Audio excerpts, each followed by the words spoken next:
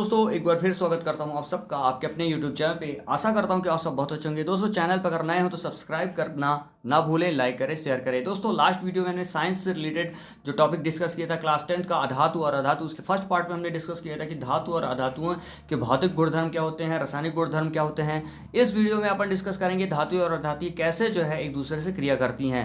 तो last video में हमने जो डिस्कस किया था उसको एक बार फिर रिवाइज थोड़ा सा कर लेते हैं। यहाँ पे दोस्तों यहाँ पे जो टेबल बनी हुई है, यहाँ पे धातुओं की जो है सक्रियता अभिक्रियाशीलता की एक टेबल बनी हुई है, जिसमें टॉप पर जो धातु है सबसे ज़्यादा अभिक्रियाशील है और सबसे बॉटम पे जो धातु है वो सबसे कम अभिक्रियाशील है। जैसा कि आप देख रहे हैं यहाँ पे पोटेशियम जो धातु है सबसे अधिक अभिक्रियाशील है। जैसे जैसे नीचे जाएंगे एरो जैसा दिखाई दे रहा है, और सबसे लास्ट में टेबल के बॉटम में जब आएंगे सबसे लास्ट में वहाँ पे गोल्ड है। गोल्ड जो है सबसे कम अभिक्रियाशील धातु है। तो दोस्तों जैसे यहाँ पे जो है अभिक्रियाशीलता दिखाई दे रही है। अब यहाँ पे देखते हैं कि जो अभिक्रियाशीलता है उसके पीछे क्या रीज़न है। तो दोस्तों सबसे पहले छोटी क्लासों में आपने क्लास 9th में इलेक्ट्रॉनिक विन्यास के बारे में पढ़ा होगा। इलेक्ट्रॉनिक विन्यास के वजह से ही जो उनकी जो संयोजकता होती है वो उसकी वजह से उनमें जो अभिक्रियाशीलता पाई जाती है। अगर किसी तत्व की संयोजकता कोष पूरी तरह भरी हुई है तो उसकी अभिक्रियाशीलता कम होगी, लेकिन अगर किसी तत्व की संयोजकता जो है भरी नहीं हुई यानी कि उसका एस्टक पूर्ण नहीं है तो वो धातु क्रियाशील होगी, यानी कि अभिक्रियाशील होगी, दूसरे से जल्दी क्रिया करेगी। तो दोस्तों यहाँ पे जो है कुछ एग्जांपल दिए हुए हैं, जैसे कि सोडियम परमाणु की बात की जा रही है। सोडियम परमाणु की अगर बात करें यहाँ पे, तो सोडियम परमाणु के बाह्यतम कोष में केवल एक इलेक्ट्रॉन है। तो एक इलेक्ट्रॉन है तो इसकी टेंडेंसी ये होगी कि अपना इलेक्ट्रॉन देने की कोशिश करेगा, क्योंकि इसे अष्टक बनाने के लिए ज़्यादा इलेक्ट्रॉन की जरूरत होगी। तो ये ज़्यादा इलेक्ट्रॉन तो लेगा नहीं, लेकिन एक इलेक्ट्रॉन जो है तुरंत दे देगा। तो इसलिए यह जो है एक इलेक्ट्रॉन देने के बाद जो है यह यम कोष से एक इलेक्ट्रॉन त्याग देगा और एल कोष इसका बाह्यतम कोष बन जाएगा। और एल कोष जो बाह्यतम कोष बनेगा उसमें जो होंगे स्थायी अष्टक मौजूद होंगे, ठीक है, यानी कि 8 इलेक्ट्रॉन वहाँ पे होंगे। इस परमाणु की नाभिक में 11 प्रोटॉन है, लेकिन इलेक्ट्रॉनों की संख्या 10 होने के कारण इसमें धन आवेश की अधिकता होती है। नाभिक में जो है कई बार क्वेश्चन पूछ लेता है कि जो है सोडियम परमाणु के नाभिक में कितने प्रोटॉन होंगे, तो इसमें 11 प्रोटॉन होंगे और साथ में इलेक्ट्रॉनों की संख्या कितनी होगी, 10 होगी। 10 इलेक्ट्रॉन होने की वजह से धनावेश की अधिकता होती है। यह सोडियम धनायन सोडियम Na+ प्रदान करता है। तो आगे यहाँ पे देख लेते हैं कि क्लोरीन के बाह्यतम कोष में 7 इलेक्ट्रॉन होते हैं। तो दोस्तों क्लोरीन के बाह्यतम कोष में 7 इलेक्ट्रॉन होते हैं, तो निश्चित तौर पर ये जो है एक इलेक्ट्रॉन ग्रहण करने की कोशिश करेगा जिससे इसका अष्टक पूर्ण हो जाए। तो एक इलेक्ट्रॉन की आवश्यकता होगी। यदि सोडियम क्लोरीन अभिक्रिया करें तो सोडियम को इलेक्ट्रॉन देने की टेंडेंसी रहती है और क्लोरीन की एक इलेक्ट्रॉन लेने की टेंडेंसी होती है। तो दोनों क्रिया करें तो अगर सोडियम द्वारा त्यागा इलेक्ट्रॉन क्लोरीन द्वारा ग्रहण कर लेता है और इलेक्ट्रॉन ग्रहण करके क्लोरीन परमाणु क्रिया इकाई ऋण आवेश प्राप्त करता है। क्योंकि इसके नाभिक में 17 प्रोटॉन होते हैं और इसके KLM कोष में 18 इलेक्ट्रॉन होते हैं। इससे क्लोराइड ऋणायन प्राप्त होता है, क्योंकि वो इलेक्ट्रॉन ग्रहण करेगा तो वो जो है ऋणायन बन जाएगा। इसलिए इन दोनों तत्वों के बीच जो है यहाँ पे एक संबंध स्थापित हो जाता है। दोस्तों यहाँ पे देखो कुछ तत्वों के इलेक्ट्रॉनिक विन्यास दिए गए हैं, तो जिनको आप यहाँ पे देख सकते हैं। जैसा कि यहाँ पे सबसे पहले उत्कृष्ट गैसों का दिया गया है। उत्कृष्ट गैसों में हीलियम की बात करें, नियान की बात करें, आर्गन की बात करें तो हीलियम में जो है परमाणु संख्या 2 होती है। हीलियम की परमाणु संख्या कितनी होती है, 2 होती है। तो इसके जो इलेक्ट्रॉनिक जो संयोजकता है, तो सबसे पहले जो K कोष होगा उसमें 2 इलेक्ट्रॉन होंगे, ठीक है। साथ में नियान की अगर बात करें तो इसकी परमाणु संख्या 10 होती है। तो इसमें जो है जो इसका इलेक्ट्रॉनिक विन्यास होगा 2 8 का होगा, यानी कि इसका अष्टक पूरा है। तो ये भी जो है इनर्ट गैस रहेगी, यानी कि यह क्रियाशीलता प्रकट नहीं करेगी। इसी तरह आर्गन की बात करें तो इसका भी अष्टक पूरी तरह भरा हुआ है, इसलिए ये जो है अभिक्रियाशीलता इसकी ना के बराबर है। इसी तरह धातुओं की बात करें, सोडियम का जो परमाणु की संख्या है वो 11 है। तो परमाणु संख्या 11 होने की वजह से जो इसका एक कोष जो है M जो कोष होगा उसमें 1 इलेक्ट्रॉन होगा, जिसकी इसकी टेंडेंसी क्या होगी, ये 1 इलेक्ट्रॉन देने की कोशिश करेगा। साथ में मैग्नीशियम की बात करें तो मैग्नीशियम में भी ये इसमें क्या होगा, 2 इलेक्ट्रॉन होंगे जो है, तो ये भी जो है अपनी इलेक्ट्रॉन देने की कोशिश करेगा। तो एल्यूमिनियम की भी बात करें तो एल्यूमिनियम में भी 3 इलेक्ट्रॉन है बाह्यतम कोष में, तो इसका भी अष्टक पूर्ण नहीं है, इसलिए ये भी अभिक्रियाशील होगा। पोटेशियम में जो है 1 इलेक्ट्रॉन बाह्यतम कक्ष में होगा, इसलिए तुरंत अपना इलेक्ट्रॉन देने की कोशिश करेगा। तो दोस्तों यहाँ पे देख रहे हैं कि जिनके अष्टक पूरे नहीं हैं वो जो है अपने इलेक्ट्रॉन देने की कोशिश करेंगे या ग्रहण करने की कोशिश करेंगे, जिससे उनकी अभिक्रियाशीलता होगी।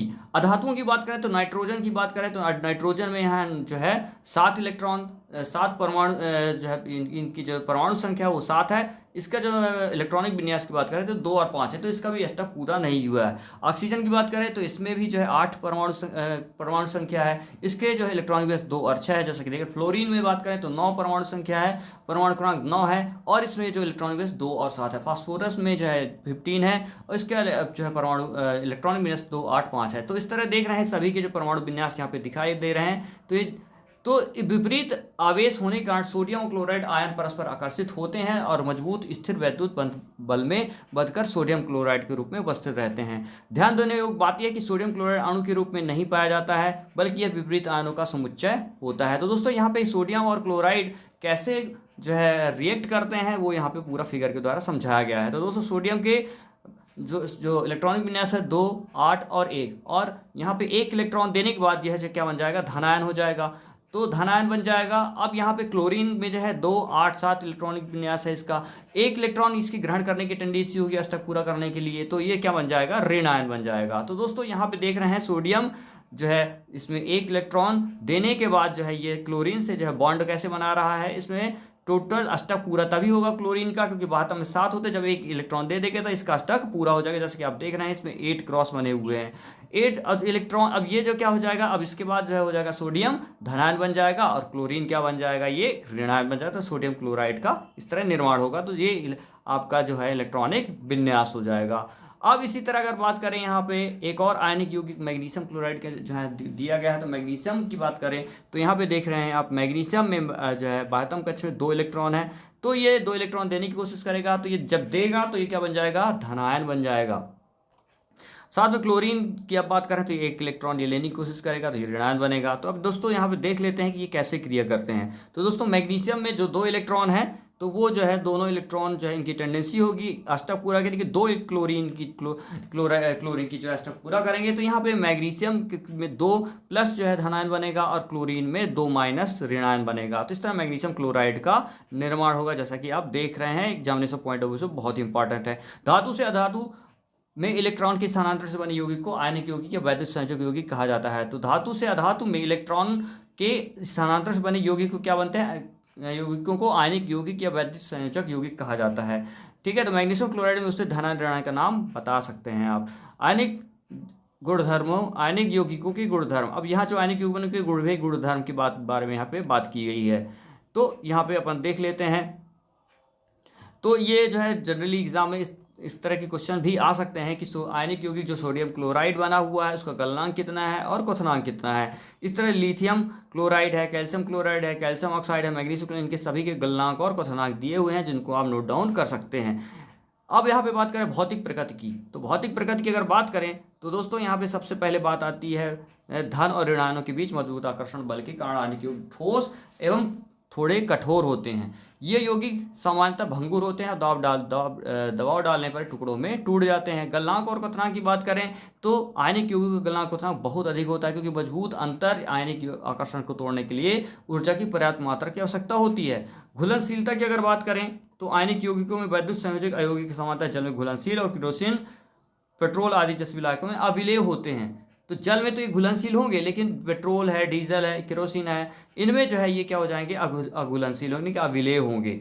इसी तरह अगर बात करें यहाँ पे विद्युत चालकता की बात करें तो किसी विलयन में विद्युत के चालन के लिए आवेशित कणों की गतिशीलता आवश्यक होती है। आयनिक यौगिकों के जलीय विलयन में आयन उपस्थित होते हैं। जब विलयन में विद्युत धारा प्रवाहित की जाती है तो यह आयन विपरीत इलेक्ट्रोड की ओर गमन करने लगते हैं। ठोस अवस्था में आयनिक यौगिक विद्युत का चालन नहीं करते हैं, क्योंकि ठोस अवस्था में दृढ़ संरचना के कारण आयनों की गति संभव नहीं होती है। लेकिन आयनिक यौगिक गलित अवस्था में विद्युत का चालन करते हैं, यानी कि अगर वो गलित अवस्था में है तो वहाँ पे आयनों का चालन होने लगेगा, विद्युत का चालन होगा। क्योंकि गलित अवस्था में विपरीत आवेश वाले आयनों के मध्य स्थिर वैद्युत आकर्षण बल उष्मा के कारण कमजोर पड़ जाते हैं, इसलिए आयन स्वतंत्र रूप से गमन करते हैं एवं विद्युत का चालन करते हैं। तो दोस्तों यहाँ पे ये आपका दिया हुआ है। अब इसके साथ ही यहाँ पे और आगे देख लेते हैं धातु की प्राप्ति। धातु की प्राप्ति कैसे होती है, यहाँ पे इसको बहुत इंपॉर्टेंट टॉपिक है। तो दोस्तों पृथ्वी की भूपर्वतीय धातुओं का मुख्य स्रोत है। समुद्री जल में भी सोडियम क्लोराइड, मैग्नीशियम क्लोराइड जैसे कुछ विलेय लवण उपस्थित होते हैं। पृथ्वी की भूपर पर प्राकृतिक रूप से पाए जाने वाले तत्व यौगिकों को खनिज कहते हैं। यानी भू खनिज को उसको कहते हैं, यहाँ पर जो डिफिनीशन दी हुई है उसको आप नोट डाउन कर सकते हैं। कुछ स्थानों पर खनिजों में कोई विशेष धातु काफी मात्रा में होती है जिससे निकालना लाभकारी होता है। इन खनिजों को अयस्क कहते हैं। जो लाभकारी खनिज होते हैं उनको कहते हैं अयस्क। अब धातु का निष्कर्षण कैसे होता है उसको अपन देख लेते हैं। अब दोस्तों यहाँ पे धातु के निष्कर्षण की बात करें तो धातुओं की निष्क्रियता श्रेणी की आप पढ़ चुके हैं। अब आसानी से समझ सकते हैं कि अयस्क से धातु का निष्कर्षण कैसे होता है। कुछ धातुएं भूपर्पटी में स्वतंत्र अवस्था में पाई जाती हैं, कुछ धातुएं अपने यौगिकों के रूप में मिलती हैं। सक्रियता श्रेणी में नीचे आने वाली धातुएं सबसे कम अभिक्रियाशील होती हैं। सक्रिय जो सबसे नीचे धातु आती है वो सबसे कम अभिक्रियाशील होगी, यह स्वतंत्र रूप में अवस्था में पाई जाती है। उदाहरण के लिए जो गोल्ड, आपने टेबल देखा होगा तो उसमें गोल्ड सबसे नीचे था, उसकी अभिक्रियाशीलता बहुत कम होती है। इसी तरह सिल्वर, प्लेटिनम, कॉपर स्वतंत्र अवस्था में पाए जाते हैं। कॉपर, सिल्वर अपने सल्फाइड या ऑक्साइड गैस के रूप में संयुक्त अवस्था में भी पाए जाते हैं। सक्रियता श्रेणी में सबसे ऊपर की धातुएं पोटेशियम, सोडियम, कैल्शियम जो है, मैग्नीशियम एवं एल्यूमिनियम आदि इतनी अधिक अभिक्रियाशील होती हैं कि ये कभी भी स्वतंत्र रूप में नहीं पाई जाती। यानी कि कहने का मतलब ये कि जो धातुएं ज़्यादा अभिक्रियाशील होगी स्वतंत्र रूप में नहीं होगी, ये कभी भी स्वतंत्र रूप में नहीं होंगी। सक्रियता श्रेणी के मध्य की धातुएं, जो सक्रियता श्रेणी की जो मध्य की धातु यानी कि जिंक, आयरन, लेड आदि की जो अभिक्रियाशीलता है वो मध्यम होती है। पृथ्वी की भूपर्पटी ये मुख्यतः ऑक्साइड, सल्फाइड या कार्बोनेट के रूप में पाई जाती हैं। अब यहाँ पे आगे बात करें, कई धातुओं के अयस्क जो है ऑक्साइड होते हैं। ऑक्सीजन की अत्यधिक अभिक्रियाशीलता एवं पृथ्वी पर इसके प्रचुर मात्रा में पाए जाने के कारण ऐसा होता है। अभिक्रियाशीलता के आधार पर धातुओं को 3 वर्गों में बांट सकते हैं। निम्न अभिक्रियाशील धातुएं, मध्यम अभिक्रियाशील धातुएं और उच्च अभिक्रियाशील धातुएं। तो दोस्तों यहाँ पे एक टेबल बनी हुई है जैसा कि आप देख रहे हैं, विद्युत अपघटन, और यहाँ पे potassium, sodium, calcium, magnesium, aluminium, ये विद्युत अपघटन होता है इनका। और कार्बन के उपयोग से अपचयन होता है जिंक, आयरन, लेड, कॉपर का, और सिल्वर और गोल्ड प्राकृतिक अवस्था में उपस्थित होते हैं क्योंकि ये पूरी तरह स्वतंत्र होते हैं। और अयस्क से शुद्ध धातु का निष्कर्षण कई चरणों में होता है। इन चरणों को जो है सारांश में यहाँ पे दिया गया है टेबल में, जो कि यहाँ पे आप देख सकते हैं। तो दोस्तों ये बहुत इंपॉर्टेंट टेबल है, जैसा कि आप देख रहे हैं, इसको भी आप जो है अच्छे से समझ सकते हैं। तो दोस्तों यहाँ पे अयस्क जो है, अयस्क का सांद्रण होता है उच्च अभिक्रियाशील धातुएं, मध्यम अभिक्रियाशील धातुएं, निम्न अभिक्रियाशील धातुएं। इसके बाद गलित धातु का विद्युत अपघटन होता है और उससे शुद्ध धातु मिलती है। साथ में मध्यम अभिक्रियाशील धातुओं का कार्बोनेट अयस्क के रूप में होते हैं, सल्फाइड अयस्क के रूप में होते हैं। फिर उनका निस्तापन होता है और भर्जन होता है, जैसा कि आप यहाँ पे फिगर में देख रहे हैं। और साथ में यहाँ पे अगर बात की जाए तो निम्न अभिक्रियाशील धातु में सल्फाइड अयस्क बनते हैं और उनका भर्जन होगा और धातु मिलेगी। और लास्ट में जो है आपको यहाँ पे दिखाई देगा परिष्करण। परिष्करण होगा, धातु का ऑक्साइड जो है निष्पादन भर्जन के बाद जो होगा धातु का ऑक्साइड मिलेगा। और धातु के ऑक्साइड की बात करने के बाद उसका अपचयन होगा, धातु में अपचयन होगा, और लास्ट में मिलेगा आपको जो है यहाँ पे धातु का शोधन होगा। तो ऐसे धातु निष्कर्षण में प्रयुक्त जो चरण है इसको आप टेबल जो है पूरी बना सकते हैं, एग्जामिनेशन पॉइंट ऑफ व्यू से बहुत इंपॉर्टेंट है। अब अयस्कों का समृद्धिकरण, इसके बारे में अपन यहाँ पे देख लेते हैं। खनिज अयस्कों में मिट्टी, रेत आदि जैसी कई अशुद्धियां होती हैं। पृथ्वी से खनिज अयस्कों में मिट्टी, रेत आदि जैसे बहुत सारी अशुद्धियां होती हैं जिन्हें गैंग कहते हैं। कई बार जो है क्वेश्चन पूछ लेता है कि गैंग क्या है, तो पृथ्वी से खनिज अयस्कों में जो मिट्टी, रेत जैसी अशुद्धियां होती है उसे क्या कहते हैं, गैंग कहते हैं।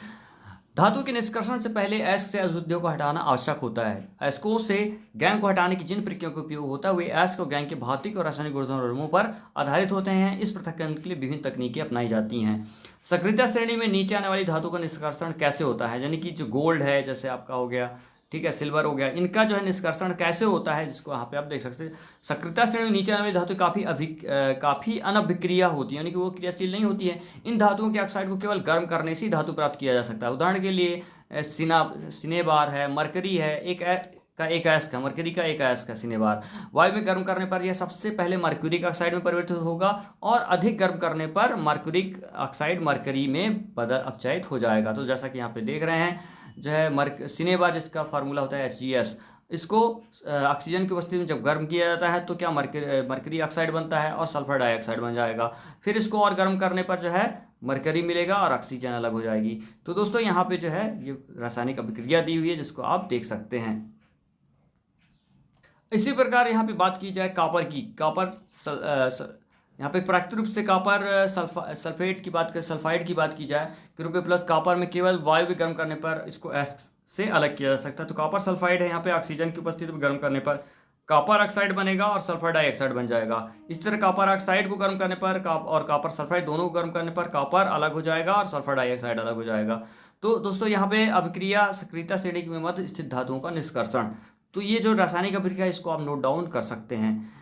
अब सक्रियता श्रेणी के मध्य स्थित धातु का निष्कर्षण कैसा होता है, इनके मध्य में जो धातुएं हैं उनका निष्कर्षण कैसे होगा इसके बारे में देख लेते हैं। सक्रियता श्रेणी के मध्य में स्थित धातु जैसे आयरन है, जिंक, लेड, कॉपर की अभिक्रियाशीलता मध्यम होती है।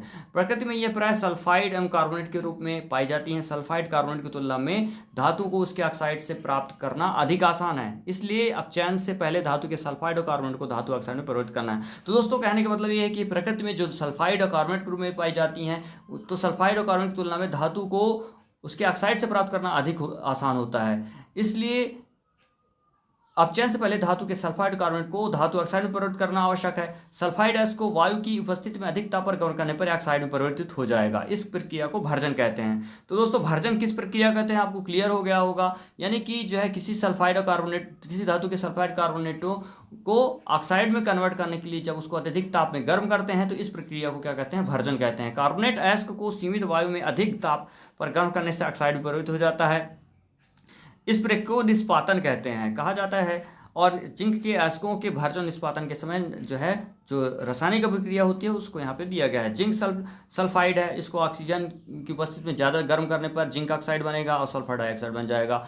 जिंक कार्बोनेट को अधिक गर्म करने पर जिंक ऑक्साइड बन जाएगा और कार्बन डाइऑक्साइड यहाँ पे निष्पादन की क्रिया होगी, ये भर्जन की क्रिया है। इसके बाद कार्बन जैसे उपयुक्त अपचायक का उपयोग कर धातु ऑक्साइड से धातु प्राप्त किया जाता है।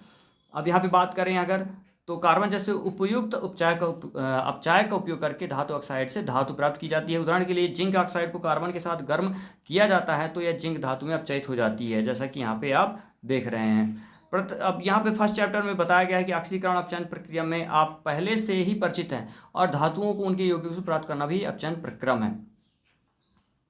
कोयला का उपयोग कर धातु के ऑक्साइड को धातु में अपचयन करने के अलावा विस्थापन अभिक्रिया का भी उपयोग किया जाता है।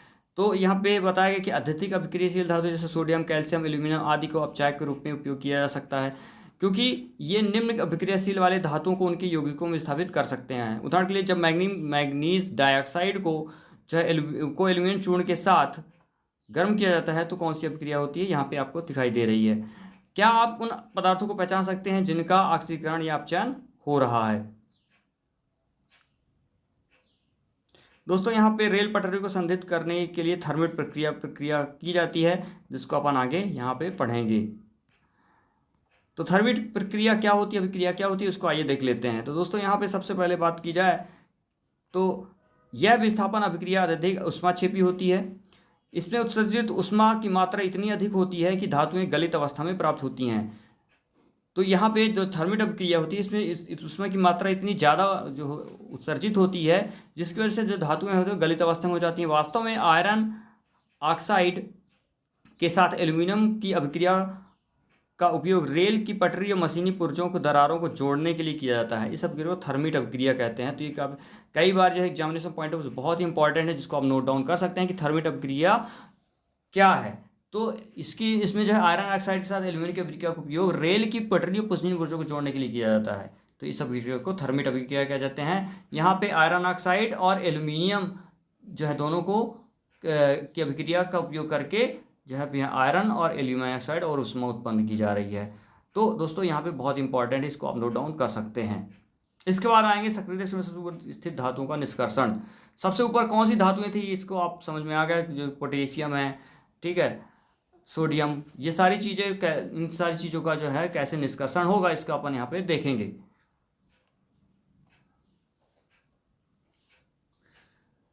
अब दोस्तों तो देखते हैं यहाँ पे सक्रियता श्रेणी में सबसे ऊपर स्थित धातु का निष्कर्षण कैसे हो रहा है। अभिक्रियाशीलता में सबसे ऊपर स्थित धातुएं अत्यंत अभिक्रियाशील होती हैं। इन्हें कार्बन के साथ गर्म कर इनके यौगिकों से प्राप्त नहीं किया जा सकता। उदाहरण के लिए कार्बन के साथ सोडियम, मैग्नीशियम, कैल्शियम, एल्यूमिनियम आदि के ऑक्साइड का अपचयन कर इन्हें धातुओं में परिवर्तित नहीं किया जा सकता है। इन धातुओं को बंधुता कार्बन की अपेक्षा ऑक्सीजन के प्रति अधिक होती है। इन धातुओं को विद्युत अपघटनीय अपचयन द्वारा प्राप्त किया जाता है। उदाहरण के लिए सोडियम, मैग्नीशियम, कैल्शियम को इनके गलित क्लोराइडों के विद्युत अपघटन से प्राप्त किया जाता है। कैथोड ऋण आवेशित इलेक्ट्रोड पर धातुएं निक्षेपित हो जाती हैं और एनोड यानी कि धन आवेशित इलेक्ट्रोड पर क्लोरीन मुक्त होती है। अभिक्रियाएं यहाँ पे दी हुई हैं जैसा कि आप देख रहे हैं। कैथोड पर जो है सोडियम धन आयन होगा और एक इलेक्ट्रॉन देने के बाद जो है यहाँ पे सोडियम जैसा दिख रहा है आपको, सोडियम बन जाएगा। और क्लोरीन जो होगा यहाँ पे, क्लोरीन जो है एक इलेक्ट्रॉन लेने के बाद ये ऋण आयन बन जाएगा जो कि एनोड पर इकट्ठा होगा। तो इस प्रकार एल्यूमिनियम ऑक्साइड के साथ विद्युत अपघटनीय विचलन से एल्यूमिनियम प्राप्त किया जा सकता है। अब धातुओं का परिष्करण कैसे होगा इसको यहाँ पे अपन देख सकते हैं, जैसा कि यहाँ पे दिखाई दे रहा है। इस पूरे प्रक्रिया को यहाँ पे चित्र द्वारा समझाया गया है। तांबे का विद्युत अपघटनीय परिष्करण, अम्लीकृत कॉपर सल्फेट का विलयन विद्युत अपघट है। अशुद्ध तांबा एनोड है जबकि शुद्ध तांबा की पट्टी कैथोड पर का कार्य करती है। विद्युत धारा प्रवाहित करने पर अशुद्ध तांबा कैथोड पर निक्षेपित हो जाता है, जैसा कि आप यहाँ पे देख रहे हैं। इस पे अगर देखा जाए तो जैसे कि आप देख रहे हैं, जो कॉपर है यहाँ पे ये पूरा सर्किट बना हुआ है, ये एनोड का काम कर रही है और रॉड ये कैथोड का काम कर रही है। अम्लीकृत कॉपर सल्फेट का विलयन है यहाँ पे, और ये जो है अपद्रव एनोड पंख का काम कर रहा है। तो यहाँ पे जो है जैसा कि आप देख रहे हैं, और ये कॉपर जो है यहाँ पे है, जो कॉपर किधर कैथोड की तरफ जाने की जो है जाने की कोशिश करेगा। जैसे ही ये सर्किट ऑन होगा, कुंजी यहाँ पे जैसे ही क्लोज होगी, वैसे ही कॉपर यहाँ से जाने की कोशिश करेगा कैथोड की तरफ, कैथोड में इकट्ठे हो जाएंगे। तो इस तरह इनका परिष्करण होता है। तो यहाँ पे अगर बात करें, ऊपर वर्णित अपचयन प्रक्रिया में प्राप्त धातुएं पूर्ण रूप से शुद्ध नहीं होती हैं, इनमें अपद्रव्य होते हैं। ठीक है, यानी कि जो ऊपर जो प्रक्रियाएं बताई गई हैं उसमें शुद्ध धातुएं नहीं होती हैं, उसमें कुछ ना कुछ जो है अपद्रव्य होते हैं, जिन्हें हटाकर ही शुद्ध धातु प्राप्त की जा सकती है। धातुओं से अपद्रव्य को हटाने के लिए सबसे अधिक प्रचलित विधि विद्युत अपघटनीय परिष्करण है। विद्युत अपघटनीय परिष्करण में copper, zinc, tin, nickel, silver, gold आदि जैसे अनेक धातु का परिष्करण विद्युत अपघटन द्वारा किया जाता है। इस प्रक्रिया में अशुद्ध धातु को एनोड और शुद्ध धातु की पतली परत को कैथोड बनाया जाता है।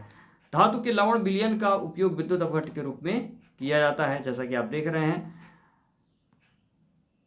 धातु के जो लवण विलयन है उसका विद्युत अपघटन के रूप में किया जाता है। अब यहाँ पे विद्युत अपघट से जब धारा प्रवाहित की जाती है तब एनोड पर स्थित अशुद्ध धातु विद्युत अपघट में घुल जाती है, और इतनी ही मात्रा में शुद्ध धातु विद्युत अपघट में कैथोड पर निक्षेपित हो जाती है, जैसा कि अभी आपने फिगर पे देखा। विलेय अशुद्धियां विलयन में चली जाती हैं और अविलेय अशुद्धियां एनोड तली पर निक्षेपित हो जाती है, जिसे एनोड पंख कहते हैं, जैसा कि आपने फिगर में देखा था। तो यहाँ पे कुछ क्वेश्चन है। निम्न पदों की परिभाषा, खनिज, अयस्क, गैंग, जिनको अगर आपने अच्छे से समझा होगा तो इन सारे क्वेश्चन के आंसर बन जाएंगे। दो धातु के नाम जो प्रकृति मुक्त अवस्था में पाई जाती हैं, और धातु को उसके ऑक्साइड से प्राप्त करने के लिए किस रासायनिक प्रक्रम का प्रयोग किया जाता है। अब आते हैं संक्षारण में। संक्षारण क्या होता है? संक्षारण क्या होता है? संक्षारण के संबंध में अध्याय 1 में कई बातें आप जो पढ़ चुके हैं, जिनको यहाँ पे रिपीट के। खुली वायु में कुछ दिन छोड़ देने पर सिल्वर की वस्तुएं काली हो जाती हैं। सिल्वर का वायु में उपस्थित सल्फर के साथ अभिक्रिया कर सिल्वर सल्फाइड की परत बनने के कारण ऐसा होता है। दूसरा है, कॉपर वायु में उपस्थित आर्द्र कार्बन डाइऑक्साइड के साथ अभिक्रिया करता है, जिससे इसकी सतह भूरे रंग की चमक धीरे धीरे खत्म हो जाती है और इस पर हरे रंग की परत चढ़ जाती है। यह हरा पदार्थ बेसिक कॉपर कार्बोनेट होता है। लंबे समय तक आर्द्र वायु में रहने पर लोहे का भूरे रंग की पत्रकी पदार्थ की परत चढ़ जाती है, जिसे जंग कहते हैं। यानी कि जंग क्यों लगता है, इसका यहाँ पे पूरा कारण दिया हुआ है कि लंबे समय तक आर्द्र वायु यानी कि जो नमी है अगर वायु में, तो लोहे का जो भूरा रंग लोहे पर जो है भूरे रंग की, जैसा कि आप सब देखते होंगे, एक पतली परत जम जाती है, हो जाती है, जिससे क्या कहते हैं, जंग कहते हैं, रस्ट। इन सब चीज़ों से धातु का संक्षारण हो जाता है। अब यहाँ पे पता करते हैं उन परिस्थितियों जिसमें लोहे पर जंग लग जाती है। तो दोस्तों यहाँ पे बताया गया कि 3 परख लेना है, जिसपे यहाँ पे जंग लगी लोहे की कील है और जल है। दूसरी परख नली में है वायु है, तेल की परत है, वायु को जल में घुलने से रोकता है। ठीक है, इसमें कोई जंग नहीं है। तीसरा शुष्क वायु है और निर्जल कैल्शियम क्लोराइड शुष्क कर्मक है यहाँ पे, और उबलता हुआ आश्वित जल है इसमें। दूसरी परख नली में वो विलीन वायु को निकालने के लिए उबाला जाता है। और लोहे पर जंग लगने की स्थिति में जांच करना, परख नली ए में वायु और जल दोनों उपस्थित है, परख नली बी में जल में विलीन वायु नहीं है, परख नली सी में शुष्क वायु है। तो यहाँ पे अगर बात करें कि परख नली ए में रखे लोहे की कीलों पर जंग लग जाती है, लेकिन परख नली बी और सी में रखी कीलों पर जंग नहीं लगती है। इसका सीधा सा कारण यहाँ पे बताया गया है कि प्रक्षेपण एक ही कील वायु या जल दोनों के संपर्क में रहती है। प्रक्षेपण एक ही कील केवल जल के संपर्क में रहती है। एवं प्रक्षेपण सी की कील शुष्क वायु के संपर्क में रहती है। इससे लोहे की वस्तुओं में जंग लगने की अवस्थाओं के बारे में हम क्या कह सकते हैं? तो दोस्तों ये पूरी तरह क्लियर है। जहां वायु ज़्यादा होगी वहां पे जंग लगने की संभावना ज़्यादा होगी। संक्षारण से सुरक्षा। अब संक्षारण सुरक्षा का कैसे कर सकते हैं, ये काफ़ी एग्जामिनर्स पॉइंट ऑफ व्यू से काफ़ी इंपॉर्टेंट टॉपिक है। सबसे पहले तो पेंट करके, दूसरा तेल लगाकर, ग्रीस लगाकर, दलेपन यानी कि लोहे की वस्तुओं पर जस्ते की परत चढ़ाकर, क्रोमियम लेपन, एनोडीकरण, मिश्र धातु बनाकर लोहे की जंग को लगने से बचाया जा सकता है। अब यस दलेपन क्या है? लोहे एवं इस्पात को जंग से सुरक्षित रखने के लिए ऊपर जस्ते की पतली चढ़ाने की विधि को क्या कहते हैं? यस दलेपन कहते हैं। जस्ते की परत नष्ट हो जाने के बाद यस दलेपित वस्तु जंग से सुरक्षित होती है। क्या आप इसका कारण बता सकते हैं? धातु के गुणधर्म को बेहतर बनाने की अच्छी विधि मिश्रात्वन है। धातु गुणधर्म को बेहतर बनाने की जो विधि है वो सब मिश्रात्वन है। अब यहाँ पे बताया जा रहा है कि इस विधि से हम अच्छा सा धातु के अत्यंत गुणधर्म प्राप्त कर सकते हैं। उदाहरण के लिए लोहा सर्वाधिक उपयोग में आने वाली धातु है, लेकिन कभी भी शुद्ध अवस्था में इसका उपयोग नहीं किया जाता है। इसलिए क्योंकि शुद्ध लोहा अत्यंत नर्म होता है, गर्म करने पर सुगमतापूर्वक खिंच जाता है। लेकिन यदि इसमें थोड़ा सा कार्बन मिला दिया जाए तो कठोर और प्रबल हो जाता है। लोहे के साथ निकेल और क्रोमियम मिलाने पर यह स्टेनलेस स्टील प्राप्त हो जाता है। तो दोस्तों ये कई बार क्वेश्चन आता है, वन रक्षक में भी पूछा जा चुका है कि जो है जो स्टेनलेस स्टील है उसमें कौन कौन सी धातु मिलाई जाती हैं? तो लोहा, निकेल और क्रोमियम। ये आया हुआ क्वेश्चन है, आप नोट डाउन कर सकते हैं, इसको देख भी सकते हैं। जो कठोर है और इसमें जंग नहीं लगता है। तो दोस्तों क्वेश्चन इसी तरह यहाँ पे कॉन्सेप्चुअल क्वेश्चन बनते हैं। अगर आप इसको पूरा डिटेल में पढ़ेंगे तो सारे टॉपिक आपके क्लियर हो जाएंगे। तो इस तरह करने पे कठोर होता है, उसमें जंग भी नहीं लगता है। इस प्रकार यदि लोहे के साथ कई अन्य पदार्थ मिश्रित किया जाता है तो उसके गुणधर्म बदल जाते हैं और इस वास्तव में अन्य पदार्थ मिलाकर किसी भी धातु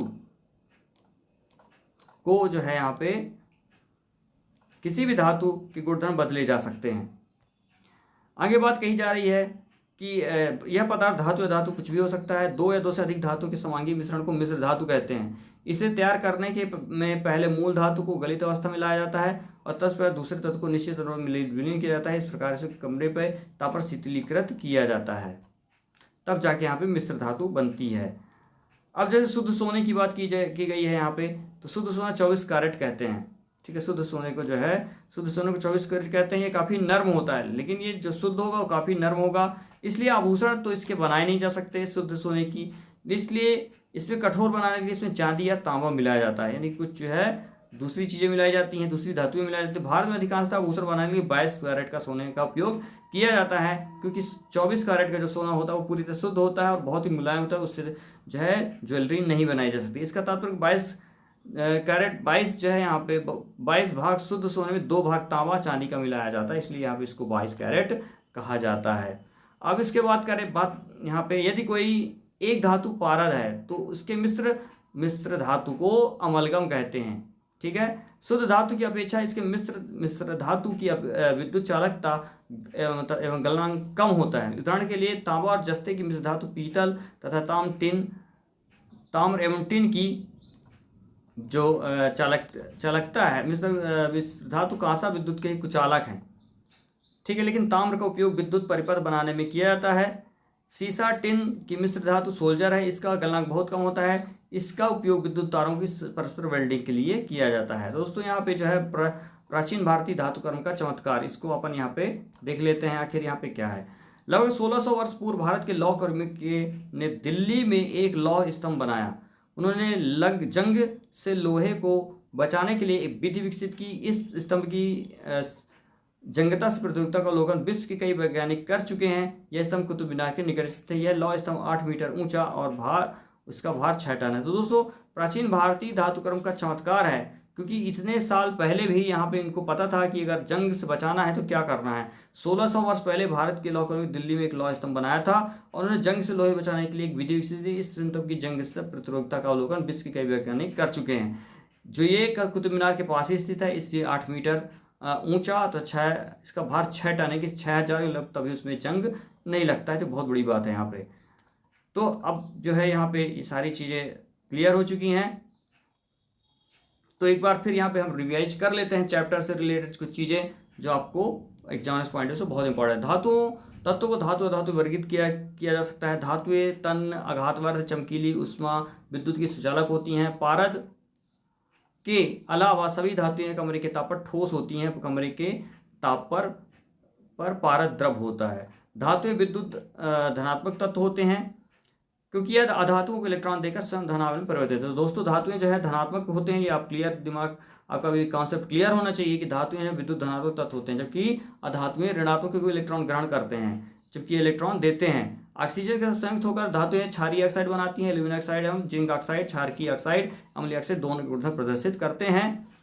इनको उभयधर्मी ऑक्साइड कहते हैं। तो कौन कौन से जो है ऑक्साइड उभयधर्मी ऑक्साइड है? तो एल्यूमिनियम ऑक्साइड, जिंक ऑक्साइड, क्षारकीय ऑक्साइड और दोनों गुणधर्म प्रति एग्जामिनेशन पॉइंट है उससे काफी इंपॉर्टेंट है। जल एवं तनु अम्लों के साथ विभिन्न धातु की अभिक्रियाशीलता भिन्न भिन्न होती है। अभिक्रियाशीलता के आधार पर अवरोही क्रम में व्यवस्थित असमान धातु की सूची की सक्रियता श्रेणी कहते हैं, जो कि आप देख चुके हैं। सक्रिय श्रेणी हाइड्रोजन के ऊपर स्थित धातुएं तनु अम्ल से हाइड्रोजन को विस्थापित कर देती हैं और अधिक अभिक्रियाशील धातु अपने अब से कम अभिक्रियाशील धातु को उसके लवण विलयन से विस्थापित कर सकती हैं। प्रकृति में धातुएं स्वतंत्र अवस्था में या अपने यौगिक के रूप में पाई जाती हैं। अस्पृश्य से धातु का निष्कर्षण और उसका परिष्करण कर उपयोगी बनाने की प्रक्रिया को धातु कर्म कहते हैं। दो या दो से अधिक धातुओं अथवा एक धातु या एक अधातु के समांगी मिश्रण को मिश्र धातु कहते हैं। जैसे कि यहाँ पे आप देख रहे हैं मिश्र धातु की डिफिनीशन। लंबे समय तक आंतरिक में संपर्क रखने से लोहा जैसे कुछ धातु के संक्षारित हो जाती है, इस घटना को संक्षारण कहते हैं। अधातु के गुणधर्म धातु के विपरीत होते हैं, यह ना तो आघातवर्त होते हैं ना ही तन्य होते हैं। ग्रेफाइट के अलावा सभी धातुएं उष्मा विद्युत की कुचालक होती हैं। ग्रेफाइट विद्युत का क्या होता है? चालक होता है।